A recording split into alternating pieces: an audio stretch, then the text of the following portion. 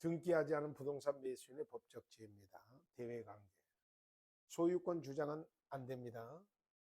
자, 법률에 의한 부동산 물권 변동은 뭐다야 요력있어? 등기. 그래서 미등기 부동산 매수인은 매도인의 부동산에 대한 강제 집행 시 제3자 이의소도 제기할 수 없고, 매도인이 만약에 파산을 한다면 환치권 같은 것도 행사할 수 없습니다. 꼭 등기가 되어 있지 않으면 권리가 인정 안 돼요. 점유자로서는 보호를 혹시 받을 수 있는가? 할 수 있습니다. 자, 점유자는 미등기 아직 등기는 되어 있지 않지만은 당사자 사이 합의해서 소유권을 변동했다고 주장을 하면서 점유는 매수인이 할 수 있죠. 그죠? 그럴 때는 점유권에 기한 물권적 청구권은 가능합니다.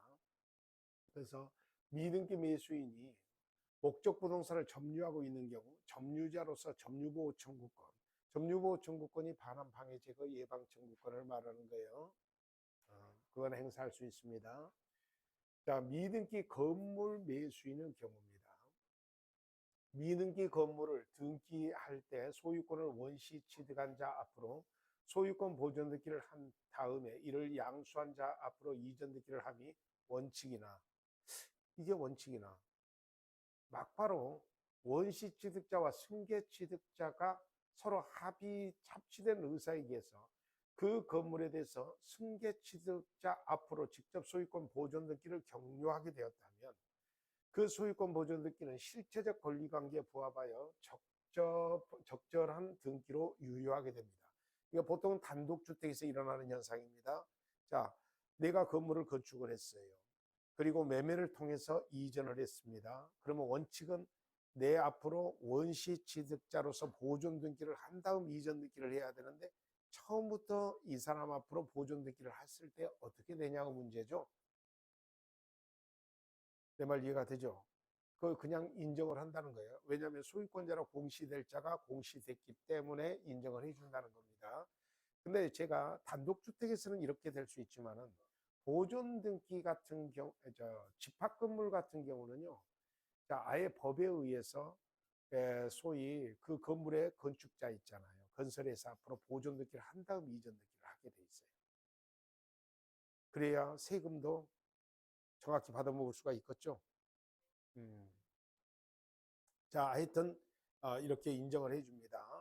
또한 미등기 건물이 그 원시 취득자로부터 미등기 건물의 매수인을 경유하여 제3자에게 전매된 경우, 제3자 명의로 소유권 보존 등기를 하는 경우에도 그 등기는 결과적으로 소유권자로 공시될 자가 공시됐기 때문에 실체적 법률관계에 부합하여 유효하게 취급됩니다.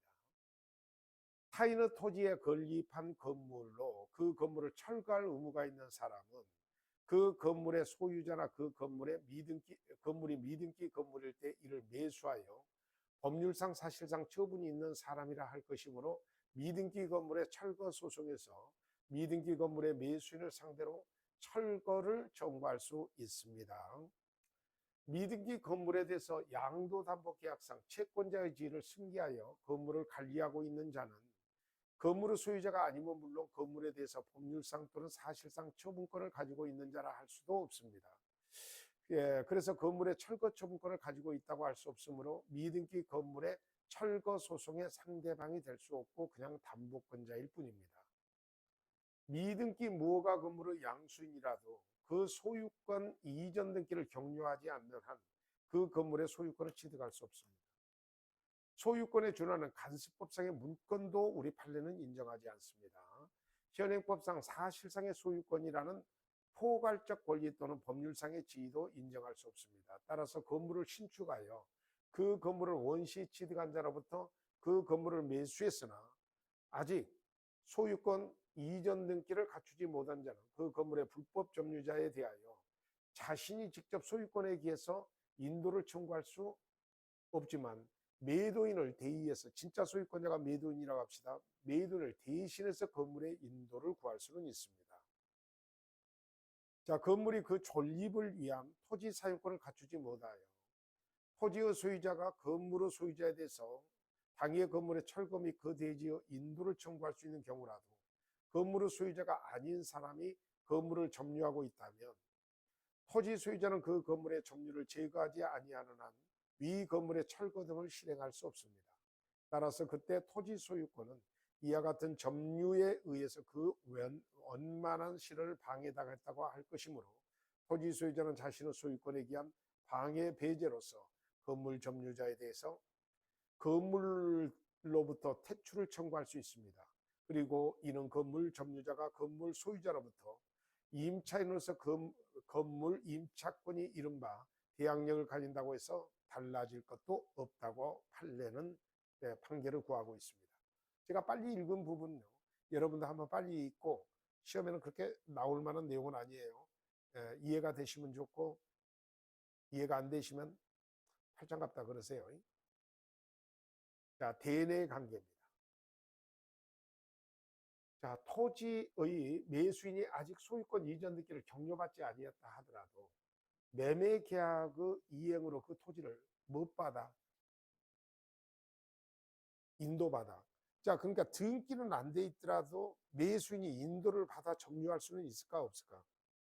그래서 인도받아 받은 때 매매계약의 효력으로서 이를 점유 사용할 권리가 생기게 된 것이라고 하므로 매도인은 매수인에 대해서 소유권에 기한 물권적 청구권을 행사할 수 없어. 자, 이게 뭐냐 얘기냐면은 토지에 대해서 매매를 통해서 이전을 해줘야 되는데, 자, 대금만 받고 아직 이전 등기를 하지 않았어. 그래서 점유는 지금 매수인이 하고 있습니다. 근데 주머니에다 손 넣고 가서 매도인이, 야, 아직까지 등기가 나 앞으로 돼 있는데 그냥 점유만 해? 철거 청구를 구할 수는 없다는 거죠. 원래는 이 계약상의 의무자잖아. 이전 등기를 협조해야 될 의무자 이어 아니요. 그죠. 그래서 그렇게 물권적 청구권을 행사할 수 없습니다. 미등기 매수인의 등기 청구권은, 자, 이때 미등기 매수인은 이전 등기 청구권을 행사할 수 있죠. 근데 이전 등기 청구권은 채권적 청구권이야. 왜 채권적 청구권이냐고 물어봐줘. 사람한테 행위를 요구하는 권리잖아. 그러니까 매수인이 누구한테? 매도인한테 이전 등기를 청구하는 거잖아요. 그래서 미등기 매수인의 등기 청구권은, 자, 뭐에 해당된다고 써져 있어요? 채권적 청구권에 해당하므로 매수인의 등기 청구권은, 자, 일반 채권의 소멸시효 기간은 10년이죠. 그래서 10년의 소멸시효에 걸립니다. 그러나 미등기 매수인의 등기 청구권은 매수인이 목적 부동산을 인도받아 점유하고 있는 경우, 또는 목적 부동산을 인도받아 사용 수익하고 있고 사용 수익하다가 다른 사람에게 부동산을 처분하여 그 점유를 숨겨진 경우 우리 판례는 소멸시효에 걸리지 않는다고 합니다. 자, 학설은 소멸시효에 걸린다고 하고 판례는 사용 수익을 계속하는 한 20년이 지나도 30년이 지나도 이전 등기 청구권을 행사할 수 있다고 봅니다. 그러니까 이 판례가 그래요. 판례가. 자, 소멸시효에 걸리지 않는다고 합니다. 자, 중간 생략 등기. 자, 우리 거래계에서 중간 생략 등기 옛날에 많이 들어본 적 많이 있어요, 없어요? 있죠. 어? 자, X 부동산의 소유자 갑이 을과 매매 계약을 체결합니다. 자, 매매 계약을 체결하고 그 X 부동산의 이전 등기를 받아서, 자, 병한테 매매를 통해서 이전 등기를 받는 것이 원칙이죠. 그죠? 이전 등기, 이전 등기. 자, 그런데 병이 누구를, 병과 갑이 누구를 생략하고, 자, 을의 등기를 생략하고 X 부동산의 이전 등기를 갑에서 직접 병으로 행사될 때 무슨 생략이 이루어졌다는 거죠? 중간이 생략된 등기가 이루어졌다 그래서 이름하여 중간 생략 등기라고 합니다. 알겠죠? 자, 그래서 이 중간 생략 등기는 딱 봐도, 자, 국가가 받을 세금을 하나를 받아요, 못 받아요, 지금? 못 받죠. 이렇게 양도면 양도소득세, 이렇게 양도되면 양도소득세의 대상이 되고, 자, 취등록세는 당연히 뭐 지방세지만 대상이 되는 거잖아요. 그죠? 자, 그래서 중간 생략 등기는 당연히 법 이념상 인정될 것 같아요, 안 될 것 같아요? 안 될 것 같죠? 자, 그러면 부동산 등기 특별조치법상 중간생략 등기는 뭐하고 있다? 금지하고 있다. 중간생략 등기의 금지 규정은 단속 규정이므로 중간생략 등기는 처벌은 받으나, 자, 무엇을 해요? 불이익은 받으나 이 사람은 소유권자로 공시될 자가 된 거야? 안 될 자가 된 거야, 지금? 그래서 유효합니다. 다만 토지거래 계약의 허가구역에서 중간생략 등기는 무효로 취급합니다. 왜 무효로 취급하냐고 물어봐줘요. 중간생략 등기에서 토지거래 계약의 허가구역에서는 허가를 받아야 거래 계약이 가능한 거로 돼 있어요. 그러니까 사전 허가가 있어야 계약이 가능해요. 그러면 허가 없는 거래 계약은 뭐예요? 무효가 돼버려요. 그죠? 그런데 이 무효는 효력 규정으로 봅니다. 효력 규정으로 보기 때문에 무효를 원인으로 해서 중간생략 등기가 된 것이기 때문에 인정되지 않는 거로 봅니다. 자, 이미 종료된 중간생략 등기.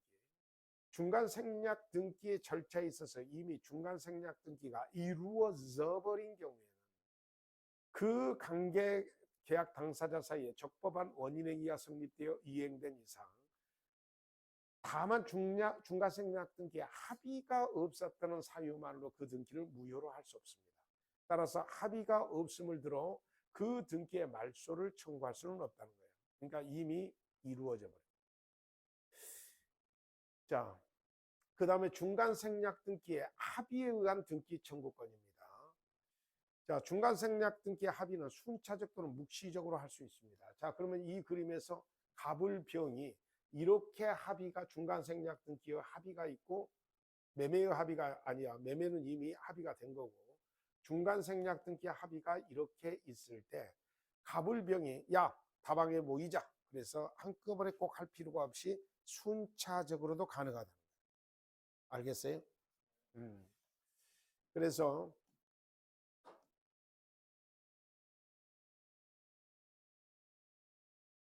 자, 중간생략 등기의 합의에 의해서 자, 등기 청구권. 중간생략 등기의 합의는 순차적 또는 묵시적으로 할 수 있습니다. 중간생략 등기의 합의가 있더라도 최초 매도인과 최종 매수인 사이에 매매계약이 체결된 건 아닙니다. 매매계약은 갑과 을과 병 사이에 매매계약이 체결된 거예요. 근데 갑과 을, 병 사이에는 지금 중간생략 등기에 뭐가 있던 거죠? 합의가 있는 거예요. 근데 합의는 갑을병이 꼭 같은 자리에 모여서 해야 돼. 순차적으로도 가능해. 순차적으로도 가능하다는 거예요. 묵시적으로도 가능하고. 자, 최종 양수인 그러면 병입니다. 병이 중간생략 등기 합의를 이유로 최종 양도인에게 직접 중간생략 등기를 청구하기 위해서는 관계 당사자 전원의 의사의 합치, 그러니까 이 합의가 필요하다는 거예요. 합의. 그런데 이 합의는 꼭 다 한꺼번에 모여서가 아니라 순차적, 묵시적으로도 가능하다 그랬죠. 자, 관계자 전원의 합의가 있다면 최종 매수인은 최초 매도인에게 직접 등기 이전, 직접 등기의 이전을 청구할 수 있고 또 중간자를 대위하여 이전 등기를 청구할 수 있습니다. 자, 그래서 그림으로 설명을 드리면 중간생략 등기에 합의가 있다면 봐봐. 이렇게 이전 등기를 청구할 수도 있고 이렇게 대위에서 이제 앞으로 이전 등기를 한 다음 이렇게 받을 수도 있다는 겁니다. 자, 그러니까 채권자 대위권을 행사할 수도 있고 막바로 자신 앞으로 이전 등기를 청구할 수도 있다는 겁니다.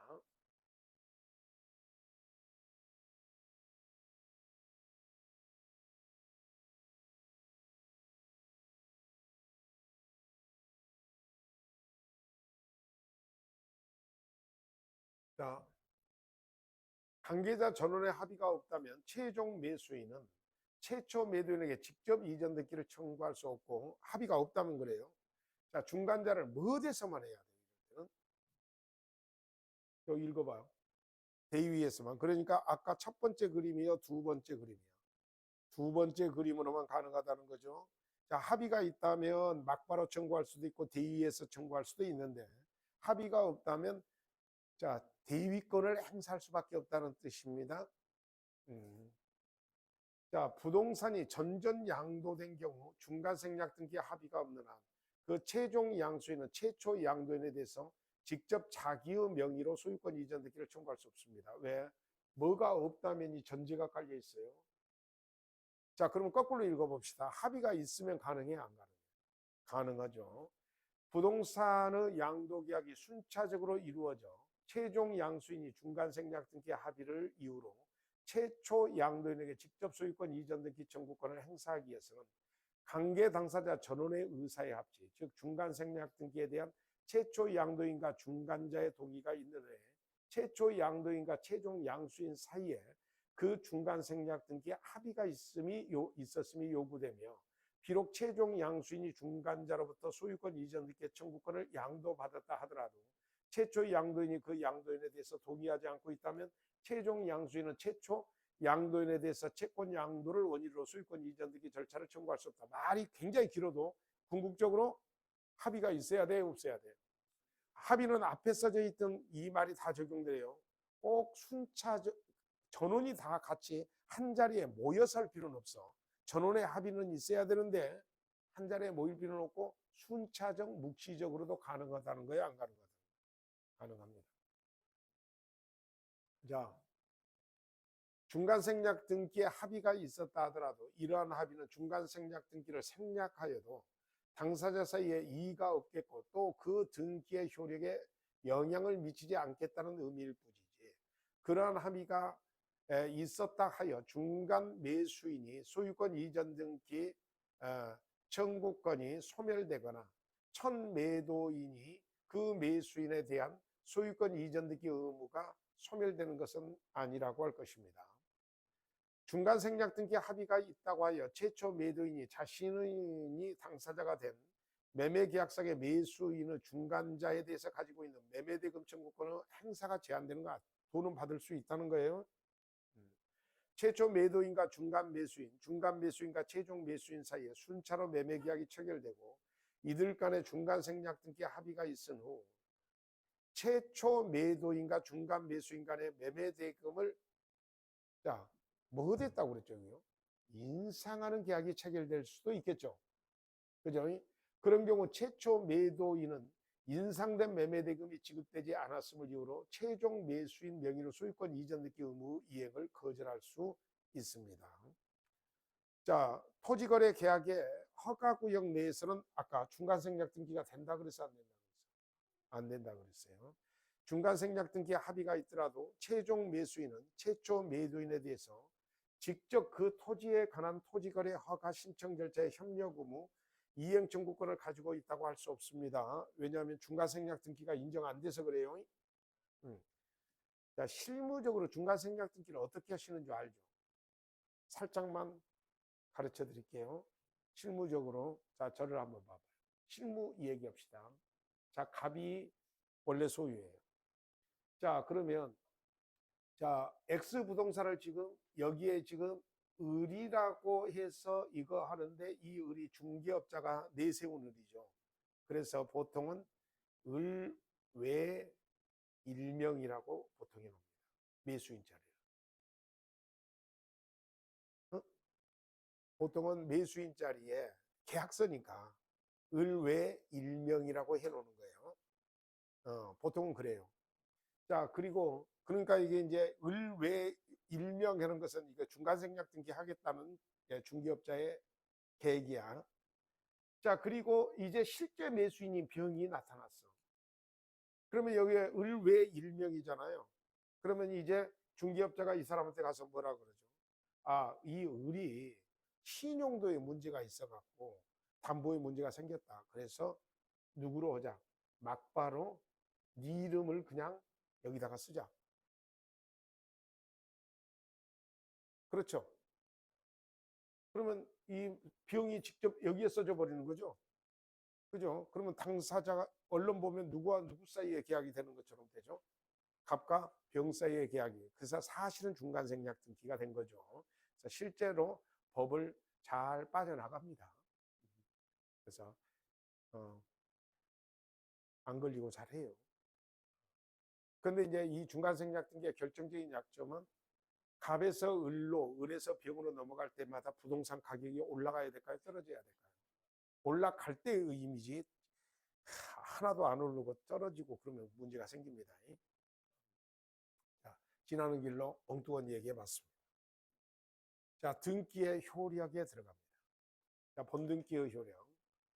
자, 가등기의 효력, 본등기의 효력 이렇게 있어요. 그러면 본등기의 효력은, 자, 여러분 법률행위에 의한 부동산 물권 변동은 뭐하여야 효력이 있어? 그래서 권리변동적 효력. 그리고 순위를 확정하는, 자, 우선적 효력이 있으니까 선순위의 등기부가 우선된다는 사실을 기억하시죠? 예. 그리고 등기가 되어야 제3자한테 대항할 수 있고, 자, 등기가 되어 있으면 그 사람이 진정한 권리자로 추정받습니다. 등기의 공신력은 인정 안 된다 하더라도 등기가 되어 있으면 그 사람은 진짜 등기부상의 표상의 권리를 갖고 있는 거로 추정을 합니다. 그래서 반대의 증거에 의해서 엎어지기 전까지는 진짜 권리자로 취급을 받아요. 등기의 추정력의 법적 성격입니다. 판례는 등기의 추정은 사실상 추정으로 보지 않고 법률상 추정으로 봅니다. 자, 추정력의 물적 범위, 권리 기속의 추정, 소유권 이전 등기가 있으면 소유권의 존재가 있는 것으로 추정하고, 임차권의 등기가 있으면 임차권의 존재가 적법하게 존재하는 것으로 추정합니다. 또 그 등기에 의하여 물권 변동이 유효하게 성립된 것으로 추정합니다. 예, 절차의 적법 추정. 등기가 절차상으로 유효 요건을 갖추어서 적법하게 이루어진 것이라고 추정됩니다.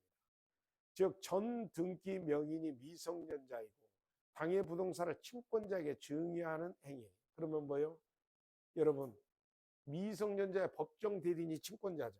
근데 미성년자 소유의 부동산을 친권자한테 증여했다 그러면 이해가 상반되는 얘기잖아요. 그러면 특별 대리인이 필요해, 안 필요해?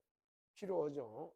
이렇게 이해가 상반되는 행위라 하더라도 일단 친권자에게 이전 등기가 격려된 이상 그 이전 등기에 관해서 필요한 특별 대리인의 선임이 적법한 절차에 따라서 된 거로 추정한다는 겁니다. 특별 대리인이 없으면 안 됩니다. 특별 대리인이 있어야 되는데 특별 대리인의 선임 절차가 뭐로 본다는 거죠? 적법한 절차에 의해서 된 것으로 본다는 거죠. 자, 그 다음에 토지거래 허가구역에 대해서 등기가 된 경우 적법한 허가가 있는 것으로 추정되듯이, 자, 등기를 함에 있어서 필요한 전제 요건도 다 갖춘 것으로 추정합니다. 추정이 됐기 때문에 그와 반대의 주장을 하려면 입증을 해야 될까요? 안 해야 될까요? 입증을 해야 됩니다. 등기 원인의 추정. 자, 등기 원인의 추정. 등기 원인에 대해서도 추정력이 인정됩니다. 그러니까 자, 우리는 추정을 지금 3개죠. 권리 기속의 추정, 절차의 적법 추정, 그리고 등기 원인의 추정 같은 것도 되는 거로 봅니다. 대부분 추정이 다 됩니다. 등기 원인에 대해서도 추정력을 인정합니다. 즉, 등기 명의자가 전 소유자로부터 부동산을 취득함에 있어서 등기부상 기재된 등기 원인에 의하지 아니하고 다른 원인으로 적법하게 취득했다 하면서 등기 원인 행위의 태양이나 가족을 다소, 태양이라는 말은 양태를 말해요. 모습. 그래서 등기 원인 행위의 모습이나 가정을 다소 다르게 주장하였다 하여 이러한 주장만 가지고 등기의 추정력이 깨어진다고 할 수 없습니다. 알겠죠? 하나 물어봅시다. 이런 경우 매매를 원인으로 했건 증여를 원인으로 했건 세금의 차이만 있지 소유권 변동을 받을 사람이 받는 거죠. 그래서 그 원인 행위가 추정력이 깨지는 게 아니고, 또 만약에 대리를 통해서 이전 등기가 됐다고 합시다. 그러면 대리권이 유효하게 존재한 것으로 추정받습니다. 그래서 매매 계약 및 등기가 본인의 대리인에 의해서 행해진 경우 그 대리인이 대리권을 수여받았다거나 표현 대리의 요건을 갖추어서 유효한 대리 행위를 하였다는 점은 추정됩니다. 자, 그 다음에 기타 등기 사항 존재의 추정입니다. 담보 물건의 등기로부터 그 담보 물건의 존재뿐만 아니라 뭣도 추정된다는 거예요? 피담보 채권. 다시 한번 해볼까요? 자, 1억 부동산에 1억을 돈을 빌리고 은행으로부터 1억을 빌리고 2억짜리 부동산의 저당권을 설정했을 때 이때 돈 빌린 1억을 피담보 채권이라 그래요. 그리고 은행이 저당권자, 나는 저당권 설정자라 그래요. 그러면 등기부에 지금 1억이 들어가 있는 거죠. 그죠? 그 1억도 적법하게 존재한 것으로 무엇을 받아요? 추정받아요. 그런데 그 중에 5천만 원 내가 갚을 수도 있죠.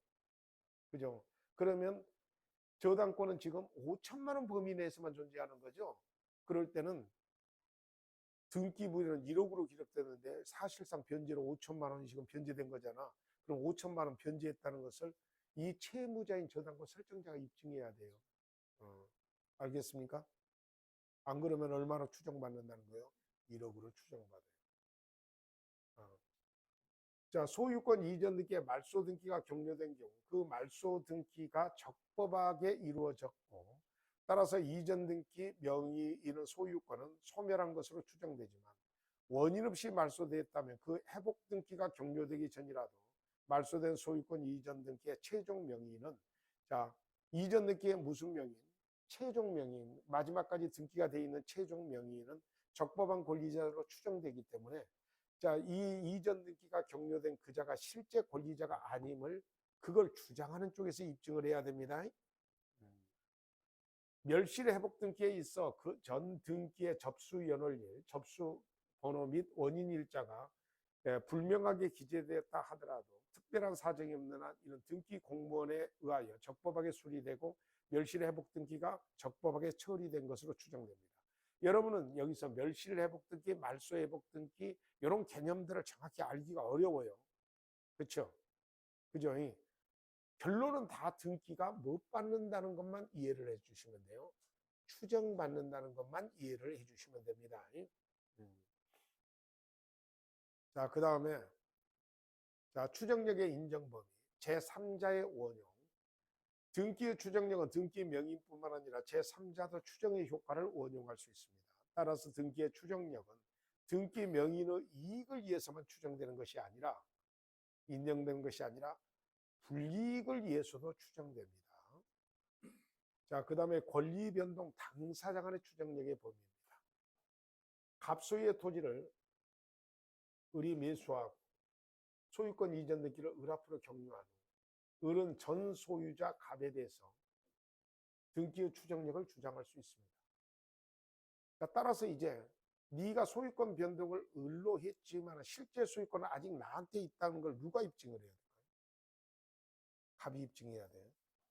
그래서 따라서 갑은 을을 상대로 소유권 이전 등기의 말소 청구를 하는 경우 을은 갑에게 적법한 소유권자로 추정된다고 주장할 수 있기 때문에 갑이 을의 등기 원인이 실제로 원인 무효라는 사실을 주장 증명해야 돼요. 그러니까 원인 무효의 사실은 우리가 민법 중칙에서 배웠죠.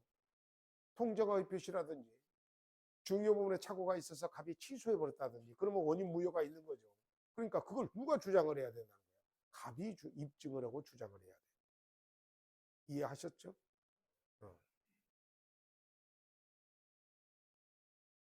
자, 그 다음에 갑이 신축하여 소유권을 원시 취득한 건물에 대해서 잠시 건물을 신축을 하잖아.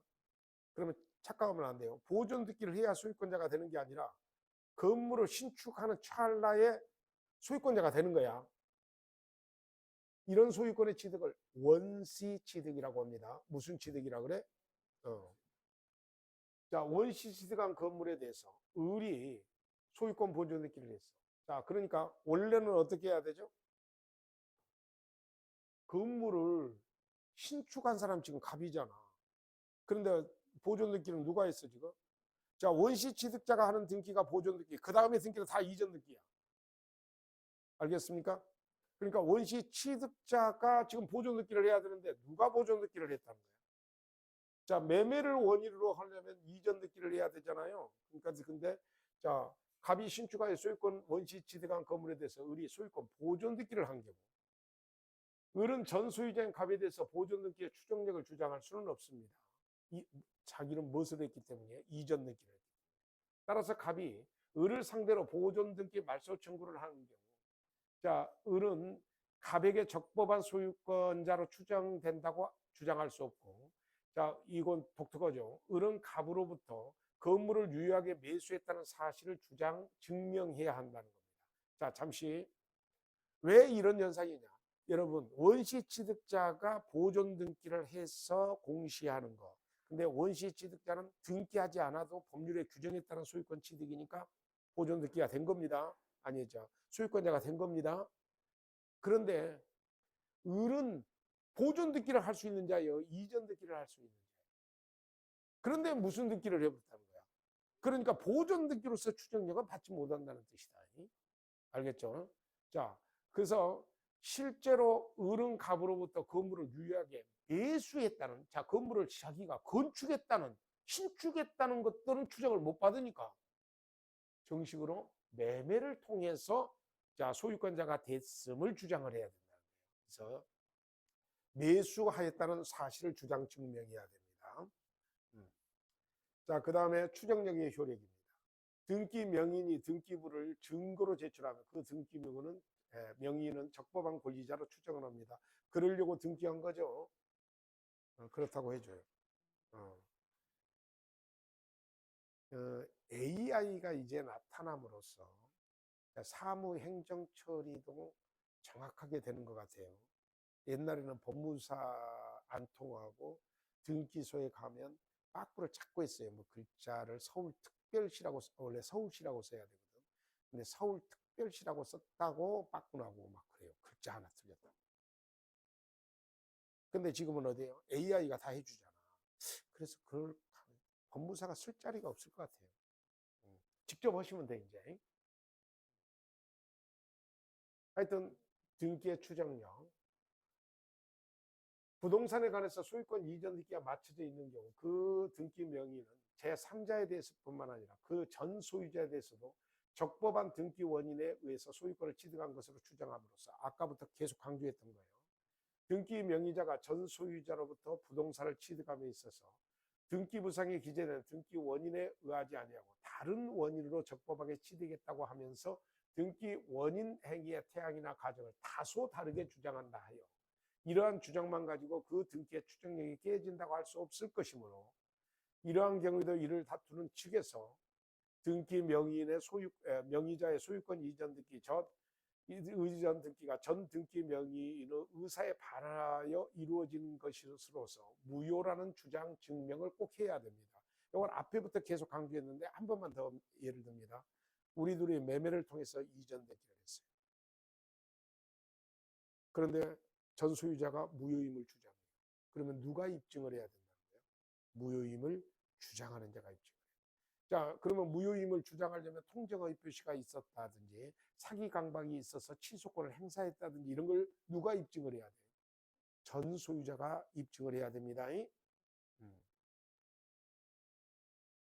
자, 여러분 이 특별조치법, 등기법상 특별조치법은 잘 모르실 겁니다. 자, 특별조치법에 따라 맞춰진 이전 등기는 실체적 권리관계에 부합하는 등기로 추정되고 특별조치법 소정의 보증서나 확인서가 허위 또는 위조된 것이라는 그 밖의 사유로 적법하게 등기된 것이 아니라는 증명이 없는 한 그 소유권 이전 등기의 추정력은 번복되지 않습니다. 이건 무슨 조치법 때문에 그래요? 특별조치법 때문에. 우리나라에서는 등기법의 특별조치법이 1900 그러니까 49년도에 농지계획법이 있었고 50년도에 전쟁이 있었고 그 다음에 53년도에 있었고 하여튼 특별조치법이 몇 번 있었어요. 왜냐하면 등기부가 불타버렸다니까. 그러니까 자신이 권리자임을 여러 가지 방법으로 증명해서 그걸 확인했겠죠. 그래서 그 특별조치법을 통해서 확인이 된 겁니다. 자, 그래서 그 소유권 이전 등기의 추정력은 번복되지 않게 추정력이 더 강하게 인정된다는 겁니다.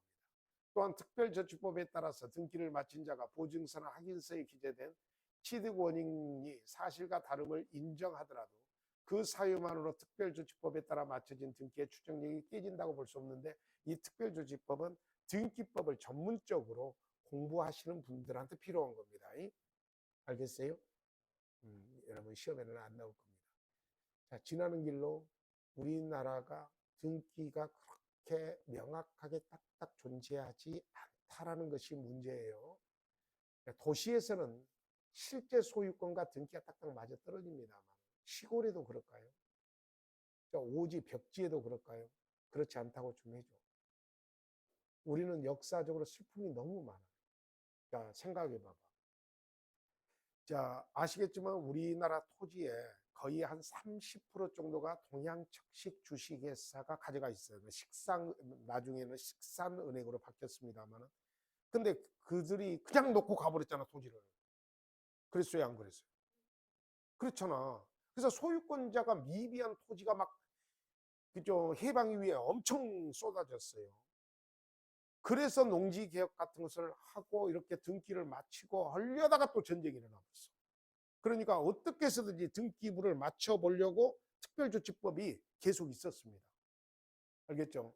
그래서 조금 미비해도 그래도 어떻게 공시 방법을 갖춰서 써야 되니까 하고 더 큰 추정력을 인정했었다라는 겁니다. 우리나라의 슬픔이었죠. 그래도 이만큼 잘 이제 정리해서 사는 것은 성공적이에요. 자, 저 따라서 했어요. 대한민국 만세.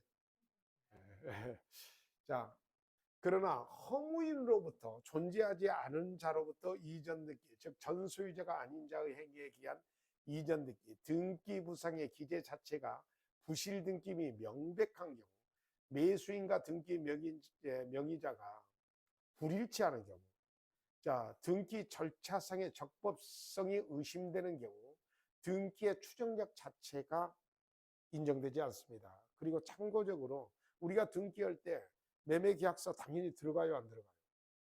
들어가죠. 그럴 때 그 매수인으로 들어가 있는 사람하고 등기부상 이전 등기의 명의인하고 같아야 될까요? 서로 달라야 될까요? 같아야 되죠.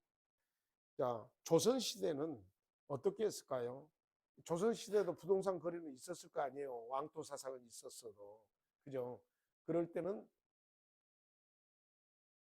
수령님 앞에 가서 계약서를 썼습니다. 그래서 수령님 앞에서 계약서를 쓰고, 자, 손 있잖아. 손 무인을 찍었어요. 5개 무인을 찍어가지고 이전 등기를 했습니다. 등기가 아니죠. 그때 지게라고 그랬는데. 자, 그런데 어찌됐건 매수인하고 누구하고는 똑같아야 됩니다. 권리자하고 똑같아야 됩니다. 세계적으로 등기부가 가장 복잡한 국가가 어딘 줄 아세요? 자, 예, 우리는 그 아주 그 과도기를 거쳐서 지금은 거의 이제 정리가 되어 가고 있습니다. 그런데 가장 엉성한 국가가 여러분이 존경하는 국가예요. 미국이 엉성합니다. 미국. 그래서 미국은 부동산의 문제가 상당히, 그래서 주마다 법이 다를 것이 아니라 주 밑에 군마다 등기법이 달라요. 그죠? 그리고 막 중복 토지도 많아요. 미국. 그래서 옛날에 그 서부 개척 시대 토지를 어떻게 차지했었다는 거, 뭐, 이 얘기는 많이 들어봤죠. 그죠? 그래서 명확하게 되어 있지를 않아. 어. 자, 그러면 그런 나라는 변호사가 많이 필요할까요? 안 필요할까요? 그래서 변호사가 많은 거예요. 그러나 보존 등기는 등기 신청자의 단독 신청에 의해서 행해지기 때문에 진실성의 보장이 약하므로 소유권 이전 등기에 비해 추정력이 보존 등기가 좀 약합니다. 따라서 보존 등기가 원시 취득에 의한 것임이 아님이 드러난 경우 그 추정력은 깨집니다. 따라서 보존 등기 명의인이 전 소유자로부터 매수했다고 주장하는 경우, 자, 보존 등기 명의인 위의자가 사정받은 사실이 인정되는 경우 건물 보존 등기 명의자의 이해의자가 건물을 신축한 사실이 드러나기만 하면 보존 등기의 추정력은 번복됩니다. 그러니까 보존 등기가 있는데 보존 등기는 건물의 신축자, 지금 원시 취득자가 보존 등기를 해야 되는데 이 신축을 이 사람이 한 게 아니라 저 사람이 했다는 것이 증명되면 추정력은 깨진다, 이런 뜻이에요. 자, 소유권 보존 등기가 임야 소유권 이전 등기 등에 관한 특별조치법에 의해 이루어지는 경우 그 임야를 사정받은 사람이 따로 있는 거, 요거 안 해도 되겠습니다. 임야 하지 맙시다. 자, 그 다음에 등기를 신뢰하고 거래하는 경우에 뭘로 추정을 한다고요? 무과실로 추정합니다.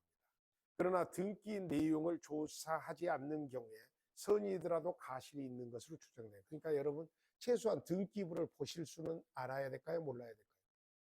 알아야 됩니다. 그래서 등기부를 보는 방법은 쉬워요. 어떻게 해야 돼요? 자꾸 봐야 돼요. 자꾸 보면 나중에는 쓱 훑어보면 알아. 네, 그런 날이 반드시 올 겁니다. 네, 그리고 아시겠지만 등기부는 오늘날은 이제 컴퓨터에서 직접 다 볼 수 있고 뛸 수도 있고 그러죠. 어, 그리고 등기는 공시가 원칙이기 때문에 자, 저 사람 몰래 내가 뛴다고 해서 무슨 개인 정보 침해나 이런 것하고 전혀 관련이 없습니다. 등기는 뭐가 목적이니까 그래요? 공시 연락이 목적이기 때문에 그렇습니다. 알겠죠? 어, 그럼요. 그럼요. 직원만 알면. 그렇죠. 그러니까 돈이 들어가요. 근데 자, 등기를 신뢰하고 거래하는 경우 무과실로 추정된다고 그랬습니다. 그러나 등기 내용을 조사하지 않는 것에 대해서 몰랐다 하더라도 가실이 있는 거로 추정되니까 등기 내용은 알아야 됩니다. 음. 자, 부동산 물건을 취득하는 자는 미리 등기부를 조사하는 것이 일반적이므로 거래 당사자는 등기부에 써져 있는 내용은 아는 것으로 추정을 합니다. 아는 것. 안다는 것이 뭐죠? 악입니다. 나쁜다는 뜻이 아니라. 자, 그 다음에 이제 가등기의 효력이라고 써져 있죠. 자, 가등기의 효력은 순위를 보존하기 위한 효력입니다. 자, 그래서 가등기의 효력은 어, 순위를 보존하기 위한 효력이요. 여러분, 가등기의 원인이 보통 대물변제의 예약도 있습니다만은 매매의 예약이 있어요. 자, 그래서 갑과 을 사이에 자, 매매를 예약해 놓고 매매의 예약을 해 놓고 자, X 부동산에 대해서 자, 가등기를 해 놓습니다. 그러면 이 가등기가 순위를 보존하는 효력이 있어요. 그래서 가등기에 의해서 자, 이 매매 예약을 해 놓고 가등기가 자, 1월 1일 날 했다고 합시다. 그리고 이 사람이 자, 병한테 X 부동산에 저당권을 설정했다고 합시다. 1번 저당권을 설정했어. 자, 3월 1일 날.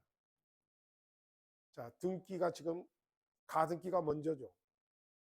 근데 가등기에 의해서 본등기를 하지 않은 동안에는 그냥 가등기는 효력이 없어요. 순위만 보존해요. 그래서 병이 돈을 못 받아서 경매에 들어가면 경락대금에서 저당권자가 해당을 받아가 버립니다. 자, 그런데 이자가 경매를 실행하기 전에 가등기에 의해서 무슨 등기를 해버리면 본등기를 해버리면 가등기 이후의 효력이 없어져 버려요. 그러니까 무슨 등기가 그래서 소유권자가 뭐로 바뀌어져 버려요? 그리고 그 순위는 어디로 가요? 1월 1일 날 변동된 거예요. 그러니까 가등기에서 본등기를 한 날은 7월 1일이야. 근데 7월 1일 날 변동된 것으로 된다는 거예요. 그 순위가 어디로 올라가 본다는 거예요. 3월 1일 날 순위만 올라가. 물권 변동의 효력은 7월 1일 날 된 거지만 순위만 올라가는 겁니다. 자, 그래서 가등기의 효력, 소유권 이전 청구권 보조를 위한 가등기가 있다하여 소유권 이전 등기를 청구할 어떤 법률 관계가 있는 것으로 추정되지는 않습니다. 가등기는 그 성질상 본등기요. 자, 이거 읽어봐. 소리내서 읽어봐요. 무슨 보존적 효력만 있다고? 순위 보존적 효력만 있어. 후일 본등기가 격려되면 본등기에 의한 물권 변동의 효력이 자, 본등기 할 때 발생합니다만은 그러니까 7월 1일 날 물권 변동이 된 거로 합니다만은 순위는 가등기한테로 소급해. 그러니까 순위만 1월 1일로 소급되는 거예요. 소유권 변동은 언제 되는 거고 저 날짜로 오면 7월 1일 날 되는 거예요.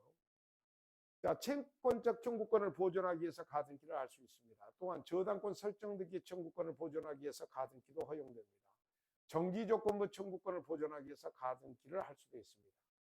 그러나 물권적 청구권을 보존하기 위한 가등기는 허용되지 않습니다. 가등기된 소유권 이전 등기 청구권은 가등기에 대한 부기등기의 형태로 자, 가등기 저당권도 그렇고요. 가등기도 부기등기 형태로 이전 등기가 가능합니다. 그러면 가등기가 예를 들어서 가등기는 갑구예요. 자, 예를 들어서 순위 2번이라고 해서 2번으로 가등기했다면 가등기를 양도하는 것은 2-1번으로 양도하면 돼요. 알겠죠? 이렇게 다시 1번 이런 걸 부기등기라고 그래요.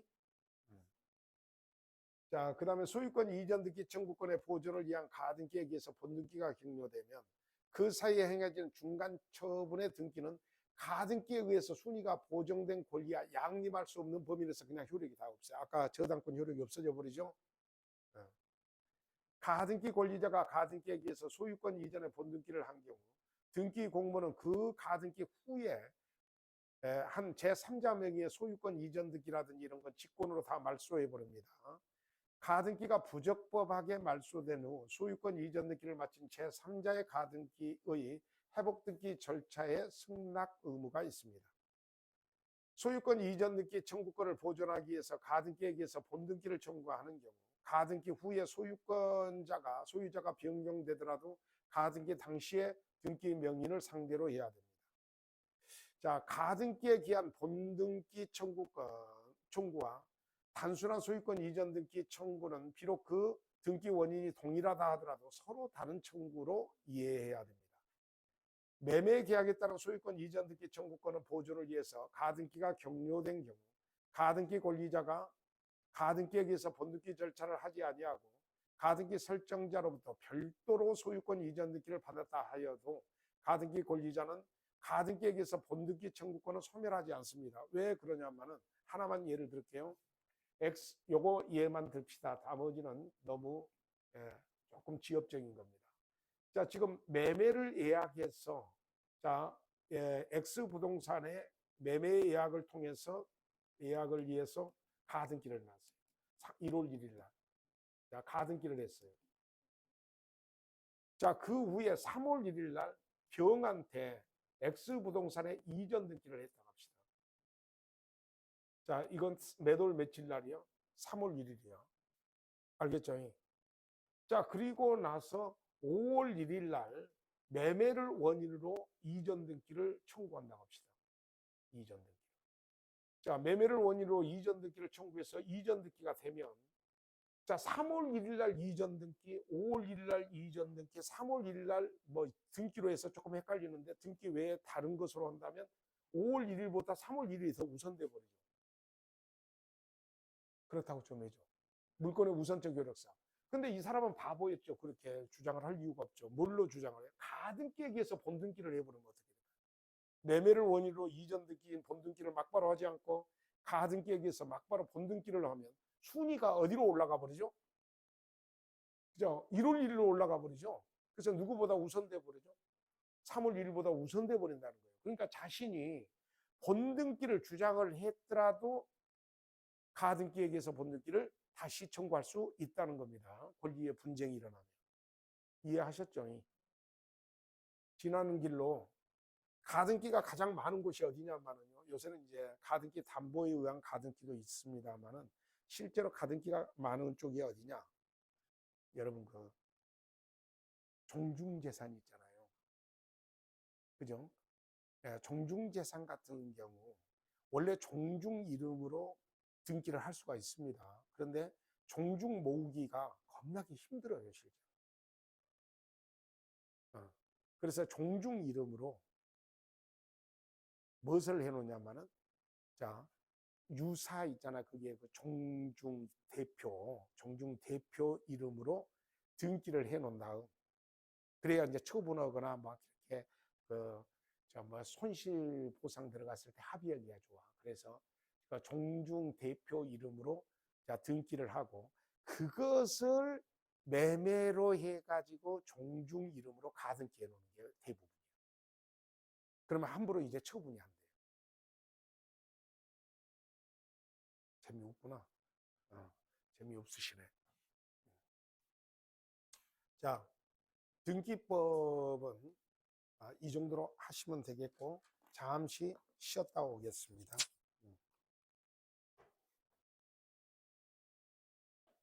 이게 맞아요? 동산 물건의 변동은 부동산 물건의 변동과 같이 법률행위에 의한 경우와 법률행위에 의하지 않은 경우로 나눌 수 있습니다. 그런데 법률행위에 의하지 않는 물건 변동에 관해서는 주로 물건 각칙 중 소유권 취득의 절에서 규정하고 있습니다. 동산 소유권의 취득, 동산의 선의 취득. 그러니까 동산의 취득시효가 있고 선의 취득이 있어요. 지나는 길로 등기의 공신력이 인정된다 그랬어요, 안 된다 그랬어요?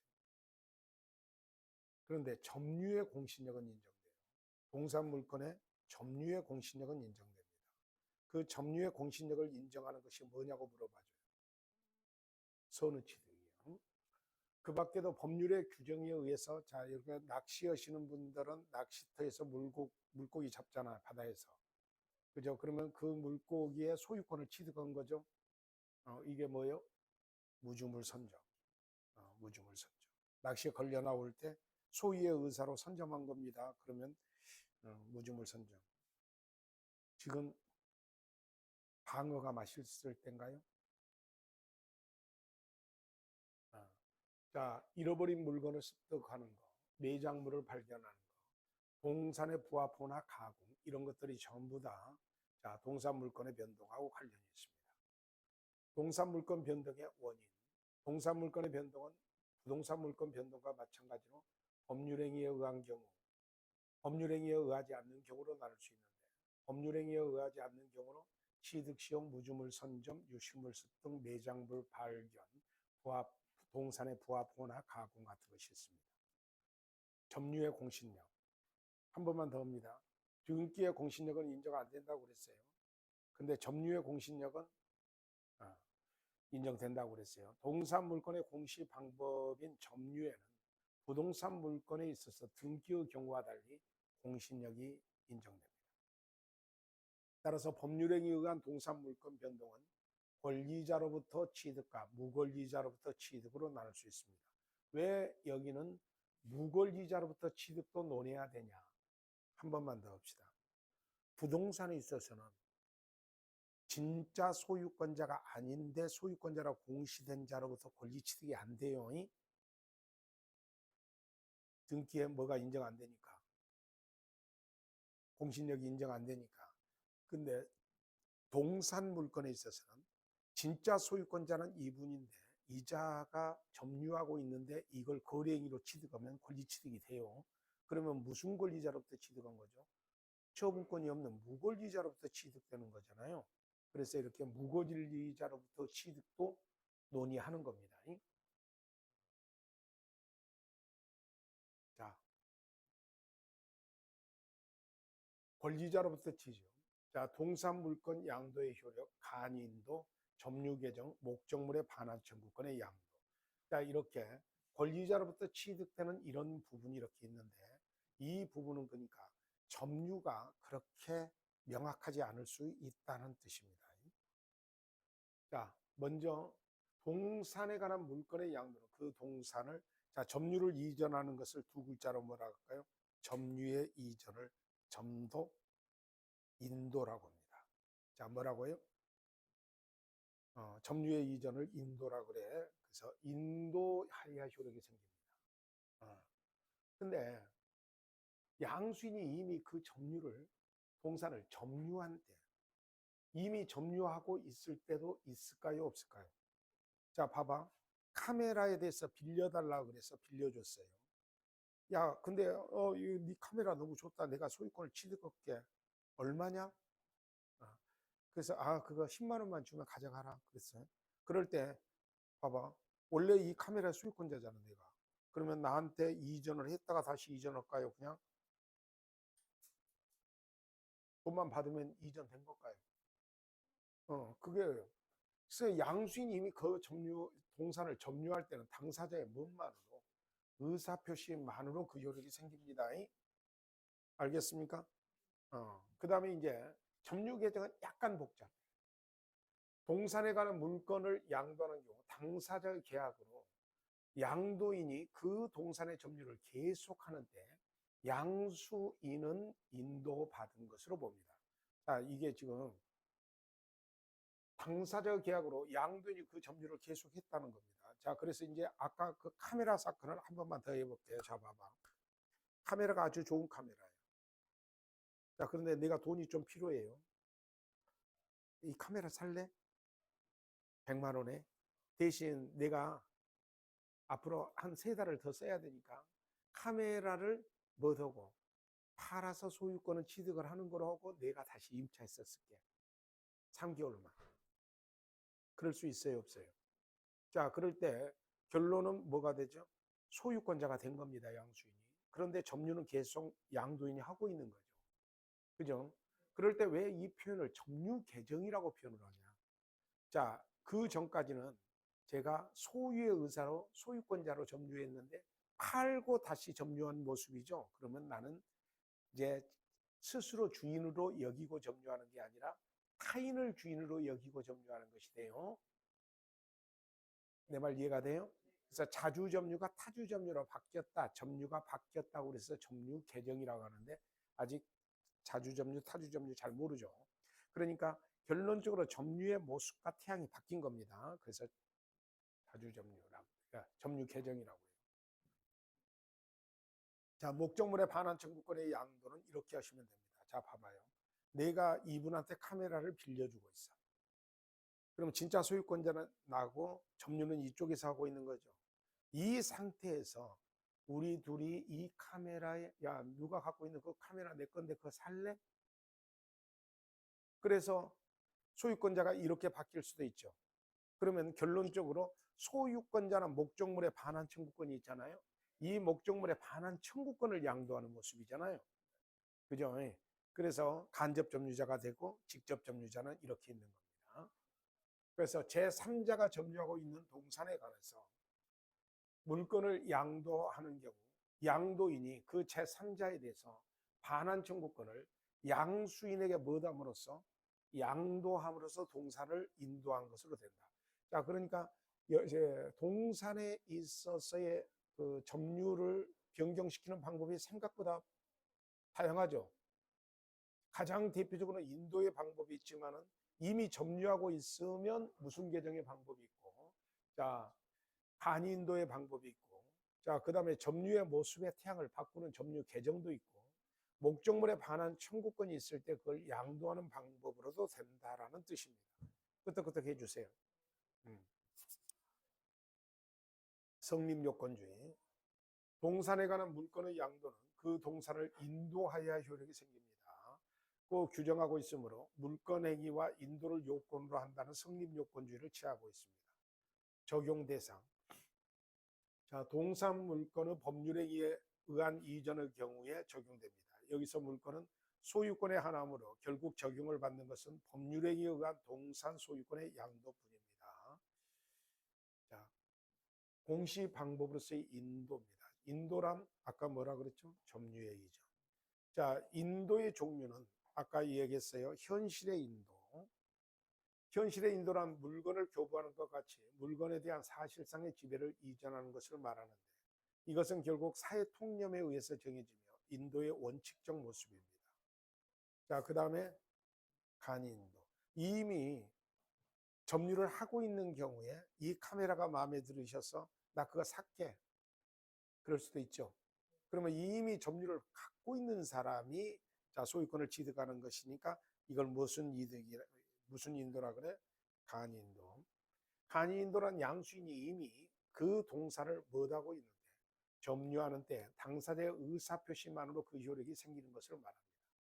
예를 들면 A수의 노트북에 컴퓨터를 임차하고 있었던 B가 그 동사를 매수하는 겁니다. 자, 점유 계정은 이 제숫자 잘 봐봐.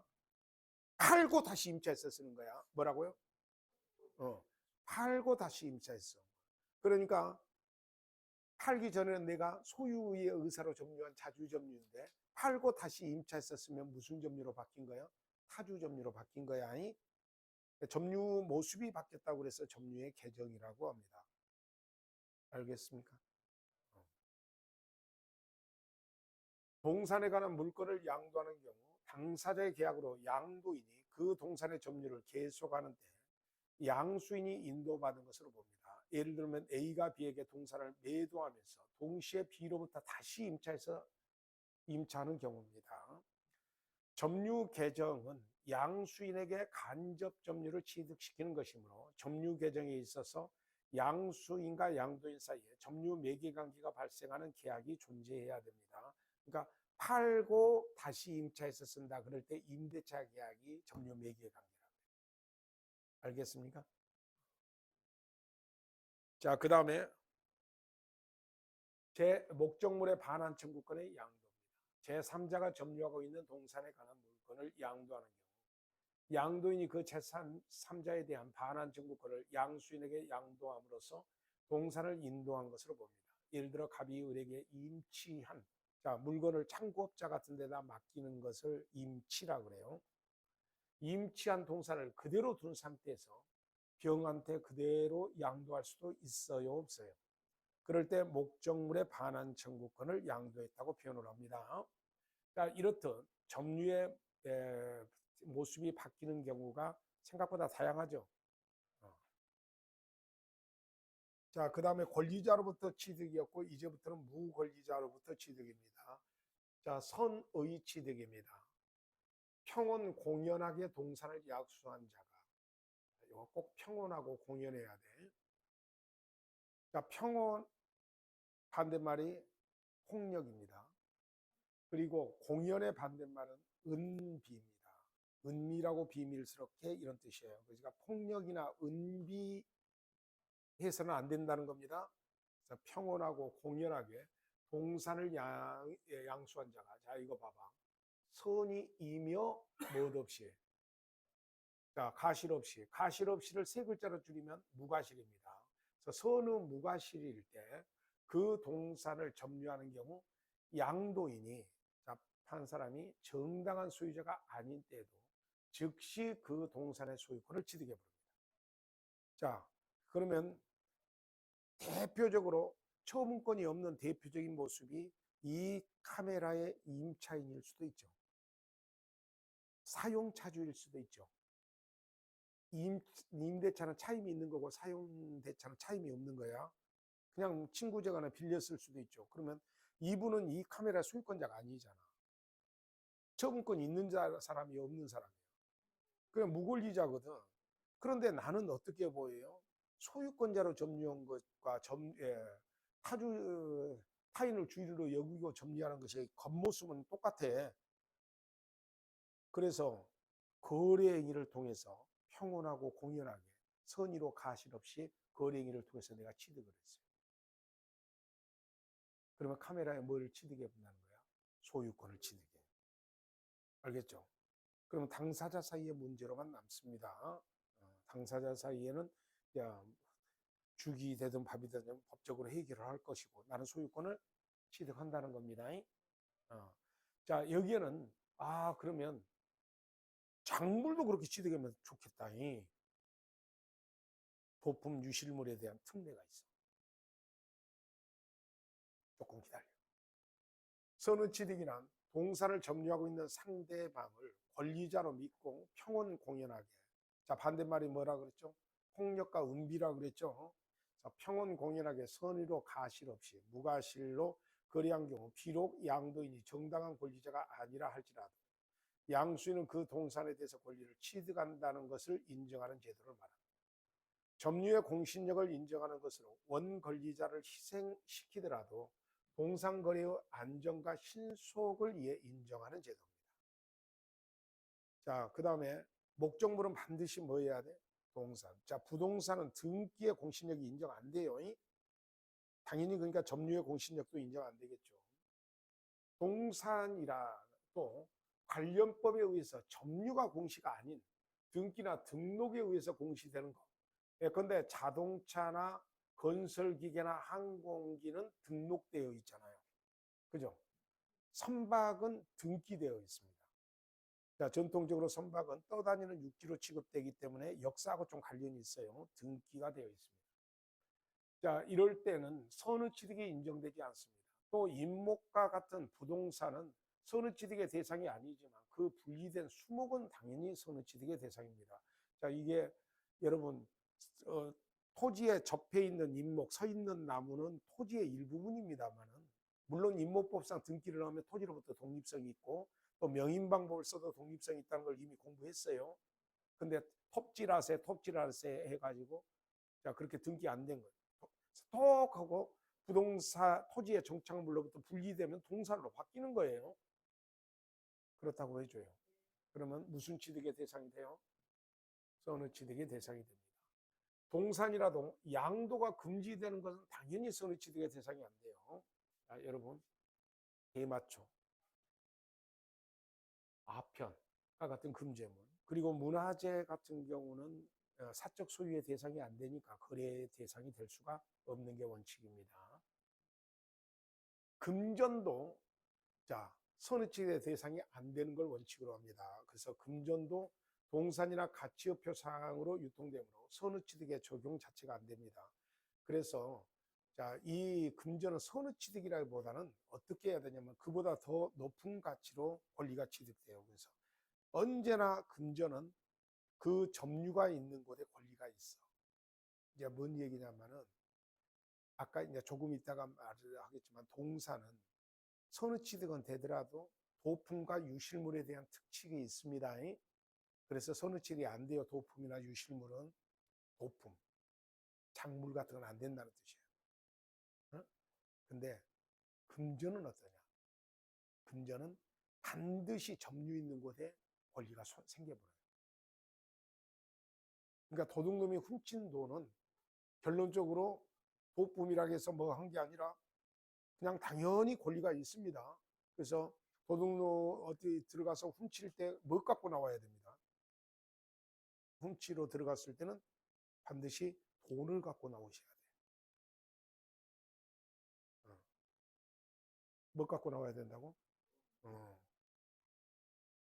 자, 그 다음에 증권적 채권은 249조 이하의 규정이 적용되지 않고 별도의 특례 규정이 있는데 너무 안 해도 돼요. 양도인은 무권리자로서 점유해야 됩니다. 선의취득은 양도인의 점유에 공신력을 주는 제도이므로 양도인은 점유를 하고 있어야 합니다. 양도인의 점유는 직접 점유, 간접 점유, 자주 점유, 타주 점유 묻지 않습니다. 양도인이 일반적으로 가장 예를 많이 드는 것이 아까 임대차로 예를 들었죠. 그 다음에 물건을 맡김을 당한 사람이 수취인이라 그래. 내가 조금 이것 좀 맡아주세요 하면 수취인이 되고, 그죠? 맡긴 사람을 임치인이라 그래. 치자가 두 치자입니다. 이런 무권리자여야 돼요. 자, 왜 무권리자죠? 임차인이나 수취인은 소유권자가 아니잖아. 처분할 수 있어, 없어? 없습니다. 양도인이 만약에 제한 능력자나 무권 대리인의 경우 상대방이 능력자나 유권 대리로 오신하고 취득한 때에는 자, 능력자나 유권 대리로 오신하고 취득한 때라도 선의 취득이 인정되지 않는 이유는 여러분 제한 능력자의 법률행위는 뭐 될 수가 있어요? 그냥 취소할 수 있죠. 자, 무권 대리인의 법률행위는 본인이 추인이 있을 때까지 자, 본인의 추인이 있으면 유효가 되지만은 추인이 없으면 자, 법률 효과를 본인한테 기속시킬 수 없죠. 무권 대리인 자신이 책임을 져야 됩니다. 이럴 때는 무권 대리 행위로 제한 능력자의 법률 행위로 취급되는 거지 선의 취득으로 취급되는 것이 아니에요. 자, 유효한 거래 행위가 있어야 됩니다. 선의 취득은 뭘 위한 제도요? 거래의 안전을 위한 보호하는 제도이므로 거래 행위가 있어야 됩니다. 거래 행위는 특정 승계의 하나고 포괄승계, 상속이나 합병과 같은 이거는 적용이 없습니다. 타인의 살림을 자신의 것으로 오인하여 벌채하는 경우 자, 여러분 매매나 증여나 이런 게 거래행위죠. 근데 거래행위요 그냥 벌채를 해버렸어. 그리고 이 벌채도 나 모르고 벌채했으니까 이 나무 내 거다 이렇게 할 수 없어요. 거래행위가 없으므로 선의취득이 인정되지 않습니다. 선의취득이 되려면 반드시 무슨 행위로 취득돼야 돼? 거래행위로 취득돼야 돼. 자, 거래행위가 있으면 족하지 반드시 유상일 필요는 없으므로 자, 증여로도 가능합니다. 증여도 계약입니다. 반대급부 없이 주기로 청약을 하고 승낙을 해서 계약이 성립돼야 증여가 되는 거예요. 자, 경매로도 선의취득을 할 수가 있는 거로 봅니다. 자, 법정거래죠, 일종의. 거래행위는 유효하게 성립하고 있어야 됩니다. 따라서 거래행위가 제한능력자나 무권대리 그러면 저 각각 제한능력자의 법률행위 무권대리 행위로 봅니다. 또 의사의 흠결하면 자 뭐죠? 비준위 표시, 통정의 표시, 착오사기 강박을 말하는 거예요. 자 그리고 무효나 취소의 원인이 있어 실효될 때는 선의취득이 인정되지 않습니다. 각각 법률 관계로 다루고요. 민법 총칙은 모든 법률 관계에 공통으로 적용되는 거죠. 그 다음에 양수인은, 자, 이거 한꺼번에 읽어요. 평온, 공연, 선의, 무과실로 인도받아야 된다 그랬죠. 그죠? 그래서 거래행위로서의 흠결이 없어야 돼요. 네, 점유자는 선의, 평온, 공연으로 추정됩니다. 그러나 무엇은 추정되지 않는다는 것이 아주 중요한 말입니다. 이게. 자, 여기다 동그라미 쳐요. 무엇을 추정받지 않아요. 그래서 이거 뭔 얘기냐? 조금 있으면 점유권 할 때 공부가 될 거예요. 점유권 할 때 점유하는 것만으로 소유의 의사로 평온, 공연, 선의까지 점유한 것으로 추정을 받아요. 근데 뭔 추정 안 받아? 그 점유하는데 가실이 없음에 대한 추정은 받지 않습니다. 그러니까 무과실은 추정되지 않는다는 말은 결론적으로 스스로 가실이 없음을 뭐더라는 말이야? 입증을 해야 한다는 뜻이에요. 자, 무과실은 추정되지 않으므로 선의 취득을 주장하는 자가 이 가실 없음을 입증해야 됩니다. 다만 동산질권의 경우 동산질권자가 선의 무과실을 입증해야 됩니다. 자, 질권은 시험 범위가 아닙니다. 양수인이 점유를 취득하는 방법으로 현실의 인도, 간인도, 목적물 반환 청구권의 양도의 경우, 자, 아까도 다 선의 취득이 인정될 수 있습니다. 자, 효과. 선의 취득되는 물건은, 자, 여러분 질권이 시험 범위가, 전당포에 물건 맡기는 게 질권이라고 그랬죠. 질권을 빼놓으면 소유권이 취득된다고 생각하시면 돼요. 뭐가 취득된다? 자, 읽어봐요. 선의 취득의 요건을 갖추면 양수인은 즉시 거래의 목적이 된 동산 물건을 취득합니다. 여기서 물건은 소유권과 질권을 말하는데 소유권에 관한 규정을 두고 질권에서 준용을 해놨어요. 근데 여러분은 그냥 소유권과 질권 해놓고 실제적으로는 선의 취득으로 상상될 수 있는 건 소유권을 취득하는 겁니다. 질권은 뭐냐면은 여러분 전당포에 물건을 맡기고 돈을 빌릴 수 있는 권리가 없는 자가, 무권리자가 그렇게 맡기고 돈을 빌렸을 수도 있을까요, 없을까요?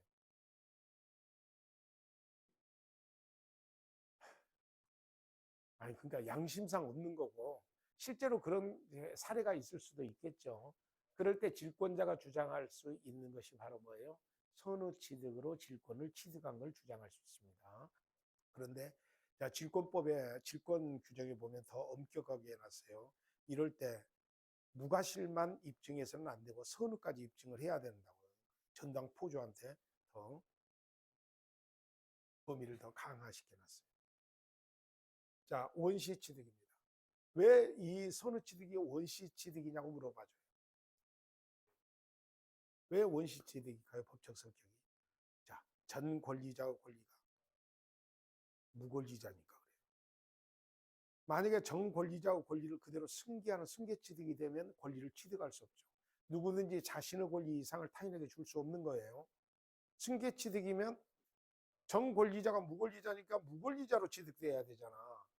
그러니까 권리가 새로 탄생하는 권리로 봐야 됩니다. 그러니까 무슨 취득이 된다는 거죠? 원시 취득. 자, 선의 취득은 양도인이 무권리자임에도 불구하고 그 취득이 인정되는 것이므로 원시 취득입니다.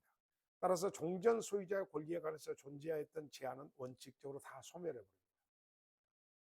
자, 선의 취득은 거래의 안전을 보호하기 위한 제도이므로 유상무상을 불문하고 선의 취득을 한 자는 원 권리자에게 부당이득 반환 의무를 지지 않고 확정적인 원시 취득이 되는 겁니다. 자, 그런데 제가 아까 도품 유실물에 대한 특례가 있다 그랬죠. 그렇죠. 그러니까 작물도 선의 취득이 될 것인가 하는 문제가 생길 수 있을까요? 없을까요? 있죠.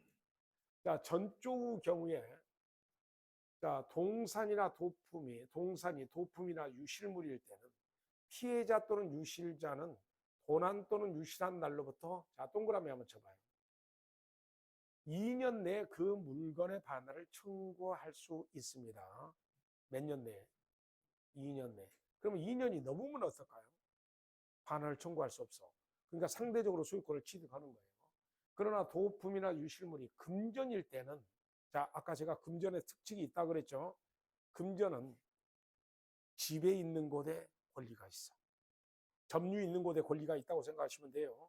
그러니까 어디 집에 들어가서 물건을 훔쳐 나오실 때 돈을 훔쳐 나와야 돼. 안 된, 그러면 안 된다고 말씀하시려고 그랬죠, 지금. 재밌으라고 하는 얘기시죠? 당연히 걸리지. 나 이거 공부하려고 그랬어요. 그랬던 거야. 자, 한 번만 더 말씀을 드립니다. 자, 만약에 그것이 도품, 유실물, 자, 도품으로 합시다. 훔친 물건이라고 생각해 봐요. 그러면 절도나 강도 등으로 만들어진 물건이 도품이라고 그래요.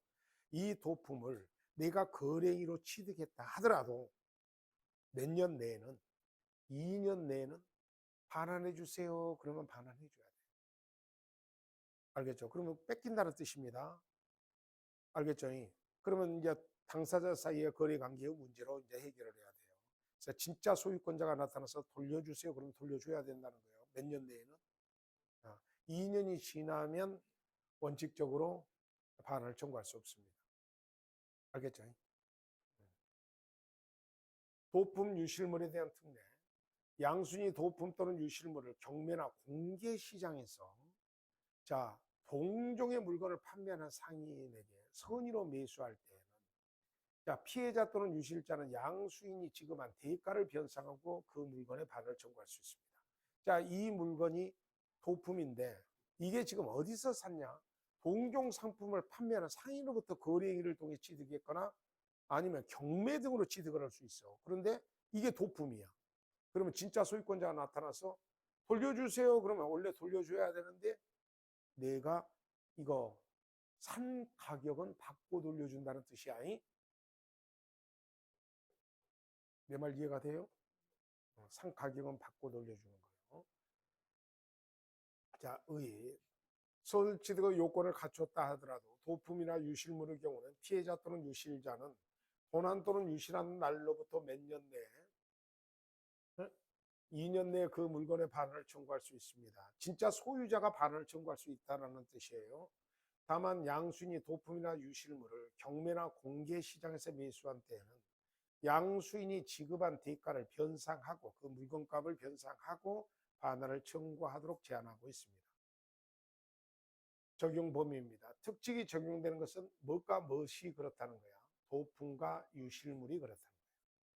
따라서 점유자가 스스로 넘겨주는 것이 이제 사기, 공갈, 횡령 이런 것들은 도품, 유실. 그러니까 도품 오면 절도나 강도를 말하는 거예요. 그러니까 저 한번 봐봐. 여러분이 상식으로 알고 있는 재산적 범죄 9가지를 제가 천천히 한번 읽어볼게요. 자, 권리행사 방해죄, 그 다음에 절도, 강도, 횡령, 배임, 사기, 공갈, 자, 그 다음에 손괴죄도 재산적 범죄예요. 그 다음에 마지막으로 어, 작물죄입니다. 자, 작물죄는 절도죄보다 더 커요. 절도죄는 6년 이하의 징역, 타인의 재물을 절취한 자는 6년 이하의 징역인데 작물죄는 7년 이하의 징역이에요. 작물죄가 더 커. 뭔 말씀인지 알겠죠? 그러면 사기, 공갈, 횡령, 배임 이런 것들은 실제로는 본인의 의사에 기해서 점유를 바뀐 건데 절도나 강도는 본인의 의사와 상관없이 점유가 바뀐 거잖아. 그죠? 그러니까 여기서 말하는 도품은 절도, 강도를 말하는 겁니다. 자, 예를 들어 A가 B에게 맡겨둔 컴퓨터를 B가 횡령하여 선의로 C에게 매도한 경우 C가 선의취득의 요건을 갖추고 있다면 A는 도품을 이유로 그 반환을 청구할 수 없습니다. 그래서 예를 그렇게 들었잖아요. 임대차면 임차인은 원래 그 카메라를 팔 수가 없어. 근데 파는 것이 횡령이거든. 그런데 이것은 선의취득이 안 되는 게 아니라 된다 이런 뜻이야. 제 말 이해가 돼요? 근데 이 카메라를 봐봐. 훔쳐 갖고 있었어. 그럼 도품이죠. 그걸 거래행위로 팔을 때는 진짜 소유자가 2년 내에 반환을 청구하면 반환을 해준다는 거예요. 이해됐죠? 점원과 같은 점유 보조자가 가계의 물건을 임으로 처분하는 경우 자, 위탁물은 물 횡령과 같으므로 도품에 해당되지 않기 때문에 선의취득이 된다는 겁니다. 알겠죠? 그래서 제가 다시 한번 말합니다. 여기서 말하는 도품은 절도나 강도 같은 것을 의미한다 그랬죠. 자, 반환 청구권입니다. 반환 청구권은 피해자 또는 유실자입니다. 소유자가 간접 점유자인 때는 직접 점유자도 피해자 또는 유실자에 해당한다고 봐서 반환 청구권을 행사합니다. 자, 반환 청구권은 몇 년 내에 행사하라고 그랬죠? 2년 내에. 반환 청구권의 상대방은 현재 동산을 점유하고 있는 자입니다. 따라서 선의 취득자가 제3자에게 이전하여 현재 제3자가 점유하고 있는 경우, 자, 결론은 사람 자리 바뀌어도 그 자한테 반환 청구권을 행사합니다. 자, 그리고 반환 청구권 기간은 점유를 상실한 때, 즉 도난 또는 유실한 때로부터 2년 내에 반환을 청구해야 합니다. 자, 그 다음에 이게 이제 동산 물권의 변동을 했고, 그 다음에 자, 지상물에 관한 물권 변동에서 임목에 관한 법률에 임목 등기가 있고 임목에 관한 물권 변동이 있습니다. 자, 이건 임목법상 등기를 하면 토지 소유권으로부터 독립된다고 그랬죠. 근데 이렇게 등기하면 임목법상 등기가 되어 있는 이면은 여러분 생각하는 것보다 훨씬 많습니다. 그러니까 나는 한 번도 못 봤다 그러지 마시고, 여러분 다시 한번 말하는데 산에 나무가 조금 조밀조밀하게 소나무 같은 것이 있고 가치가 좀 있어 보이잖아요. 그럼 한번 땅값 한번 생각해봐. 평당 가격이 얼마 안 되잖아. 그런데 수목의 임목의 가격은 굉장히 있어요, 없어요? 그런데 그 임야를 통해서 돈 빌리고 싶을 때 여러분, 자, 토지 위에 저당권을 설정해야 하잖아요. 그러면 은행이 걱정해요. 토지의 저당권을 딱 설정해 놓으면 임목까지 결합해서 저당권을 설정을 하려고 딱 생각을 했는데 그냥 이 수목만 다 비어서 벌채해서 다 팔아버리면 어떻게 될까요? 그러면 은행이 안구가 돌출돼 버리겠죠. 그래서 이럴 때 권유까지 해요. 임목법상 등기를 좀 따로 해가지고 공동저당에 들어가자고. 실제로 그렇습니다. 알겠어요? 그 다음에 자, 그래서 저당권이 가능해요. 실제로 임목법상 등기를 따로 해놓은 이유는 저당권 설정에서 돈 빌리려고 그래요.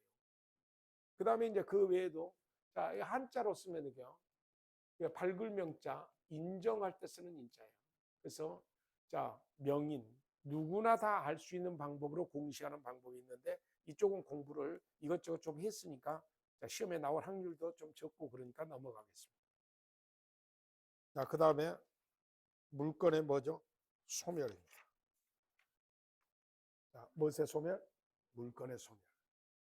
자, 상대적 소멸도 있지만은 절대적 소멸. 자, 거래행위로서 소유권이 변동된 것은 한 사람한테는 상대적 소멸입니다. 근데 물건 자체가 멸실되면 절대적 소멸이에요. 그래서 물건의 절대적 소멸이란 물건의 객체인 목적물 자체가 완전히 소멸하여 존재하지 않게 되는 것을 말하는데, 보통 물건의 공통의 소멸 원인과 각종의 물건의 특유한 소멸 원인이 있습니다. 물건의 상대적 소멸이란 권리 주체가 변동이 되는 거예요. 네. 넘어가도 되겠죠? 자, 아파트 소유권이 A에서 B로 이전되면 나는 상대적으로 소멸한 거고 상대적으로 취득되는 거잖아. 그렇다고 해줘.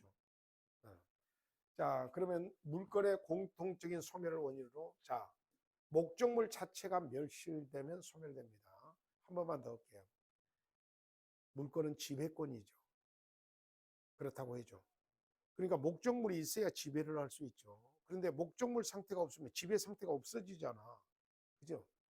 그러니까 한 한동의 건물에 대해서 내가 건물의 소유권을 갖고 있는데 건물이 멸실됐어. 그래도 내가 과거의 흔적을 소유한다 말이 안 되잖아. 물건이 되기에 물건의 객체인 물건이 되기 위해서 현존하고 특정하고 독립성이 있어야 된다고 그러잖아. 그죠? 그러니까 목적물이 멸실되면 당연히 소멸합니다. 아시겠습니까? 자, 그 다음에 소멸시효가 완성돼도 소멸되는데 소유권은 소멸시효에 걸리는 예가 없다 그랬죠. 했어 우리. 자, 그런데 지상권이나 지역권은 20년간 행사하지 않으면 소멸될 수 있습니다. 자, 그래서 그리고 점유권은요, 소멸시효라는 개념이 나올 수가 없어. 한번 봐봐. 점유를 기초로 하는 점유권과 유치권은 점유가 있으면 점유권이 있고 없으면 그냥 없어. 그죠? 그러니까 소멸시효라는 개념이 존재하지 않습니다. 자, 용익 물건만이 소멸시효의 대상이 됩니다. 자, 혼동입니다. 자, 우리 정신 못 차릴 때 뭐라고 그러죠? 혼동. 음.